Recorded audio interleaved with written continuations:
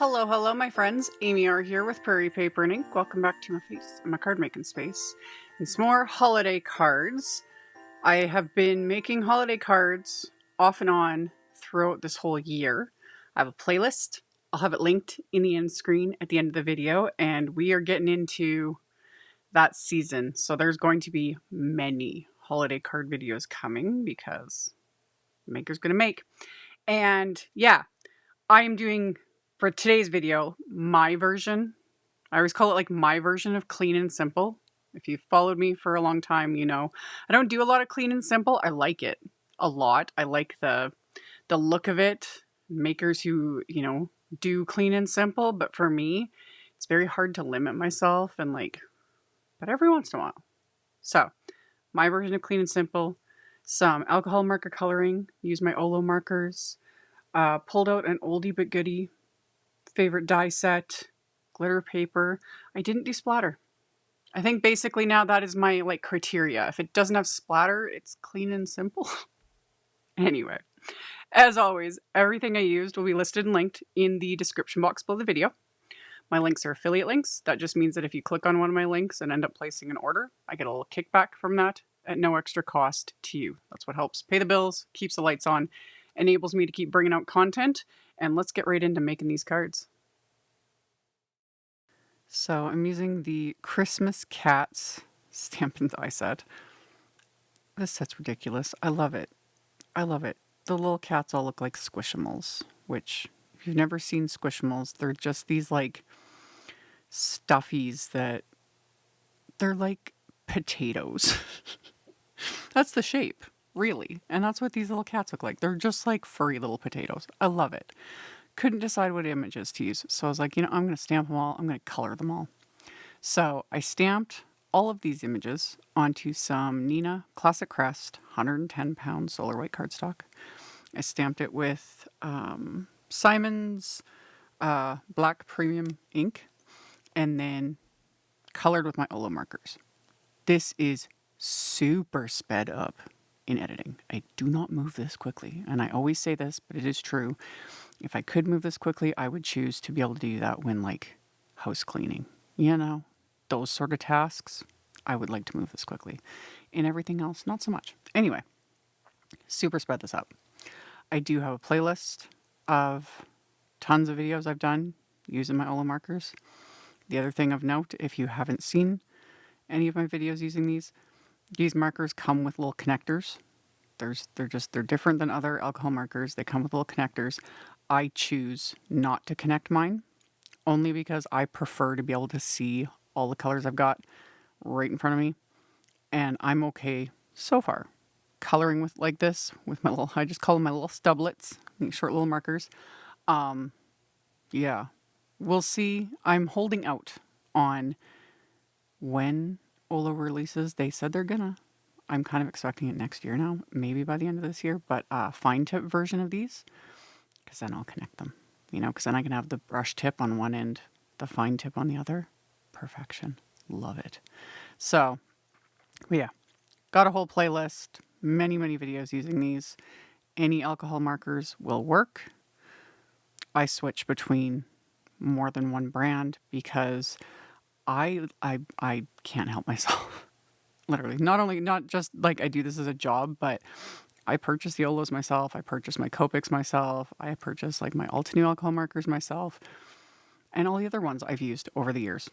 Purchase them myself because new markers that will never not appeal to me. So anyway, I did a lot of coloring, and these were fun.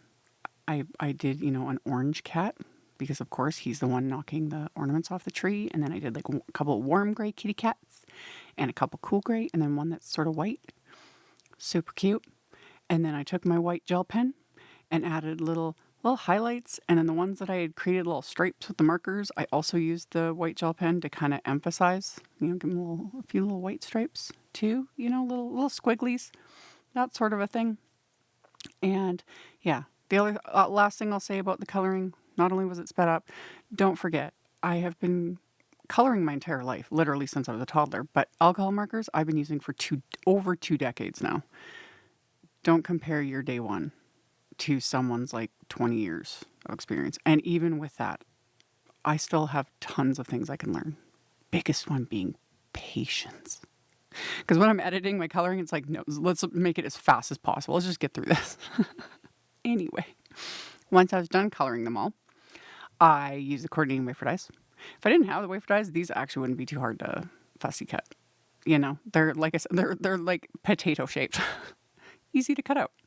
So for my sentiments for the fronts of the cards, I'm using the Label Slides Christmas stamp set. And then I also use the Label Slides die set. And the die set, they're solid. You can't see, you know, it's not a die like the other ones where you can see on the inside, you know, so you can line them up.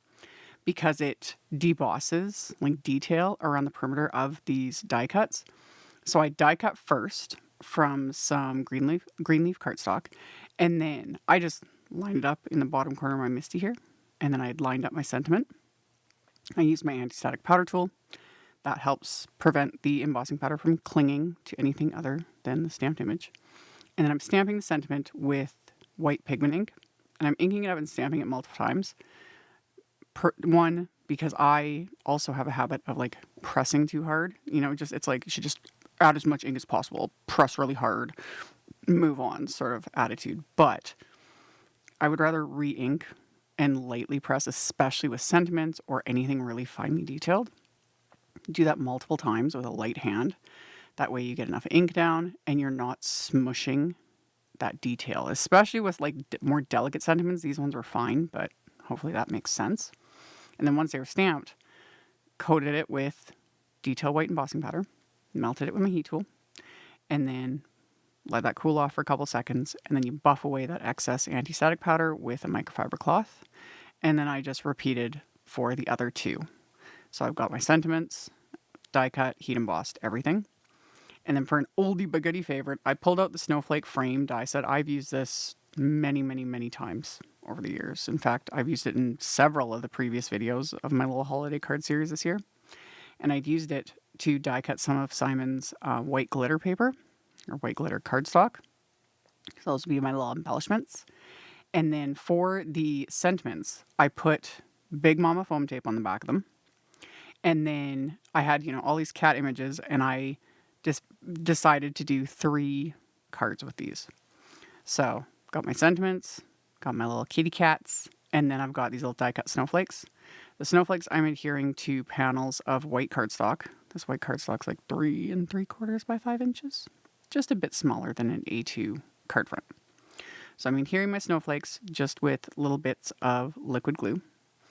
And then once those are adhered into place, for the sentiments, I'm using some baker's twine. This particular baker's twine I will not have a link to. This is some really old holiday baker's twine. I've had this stuff for over a decade.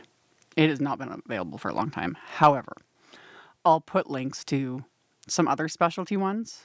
There's a few by Lawn Fawn, and then Simon Says Stamp has like a red and white baker's twine. That was what I was originally going to use on these. And then when I went to grab the red and white, this one was sitting there, and I was like, oh, well, that's just perfect. So I use this one. Baker's twine, ribbon, so many options.